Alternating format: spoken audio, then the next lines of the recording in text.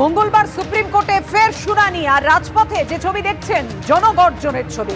Junior চিকিৎসকদের মহা মিছিল, পা মেলালেন নাগরিকরাও। দিনে দুবার ব্যবহার করো স্টপেজ ক্রিম আর নিজেকে রাখো evergreen. Keya Seth aroma therapy stop age cream, আর খুঁজে পাও নতুন আমিকে।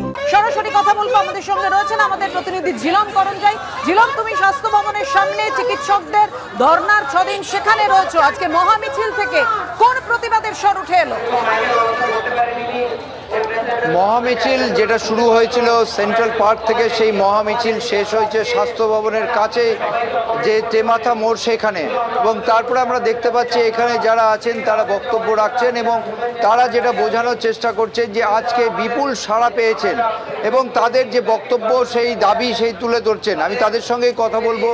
আজকে মহামিছিল হলো, বিপুল সাড়া পাওয়া গেছে যেমন আপনারা বলছিলেন, কি বুঝছেন?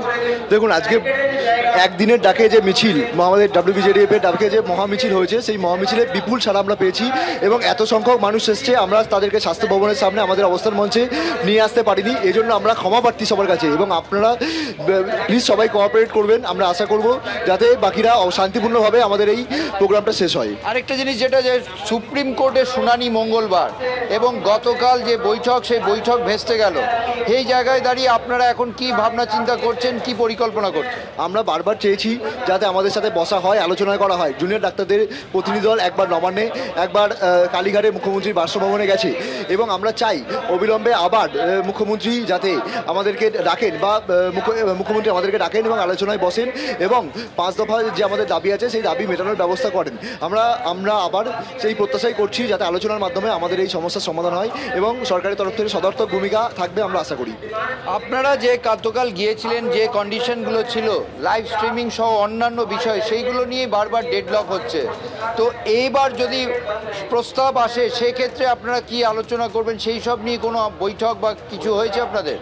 দেখুন, আমরা তো স্বচ্ছতার দাবি আন্দোলন, যাতে আমাদের যে এত বড় আন্দোলন, এত জনসমর্থন, এত মানুষ আমাদের আন্দোলনে সামিল হয়েছেন, সবাই আমাদের আন্দোলনের সাথে এসছেন। আমরা চেয়েছি বারবার আমাদের লাইভ স্ট্রিমিং যাতে হয়, যাতে স্বচ্ছতা বজায় থাকে দুই তরফ থেকেই। সরকারের পক্ষ থেকে গতদিন যেদিন আমাদের প্রতিনিধিরা গেছে কালীঘাটে, সেদিন সরকার লাইভ স্ট্রিমিং করতে দেবে না বলেছে। তারপর আমরা আমাদের ভিডিওগ্রাফারকে দিয়ে ভিডিও ছিলাম, তারা তাদের দাবিতে অনড় এবং তারা এখনো সদিচ্ছা দেখাচ্ছেন সরকারের সঙ্গে আলোচনায় বসার জন্য। তুমি আমাদের সঙ্গে থাকো।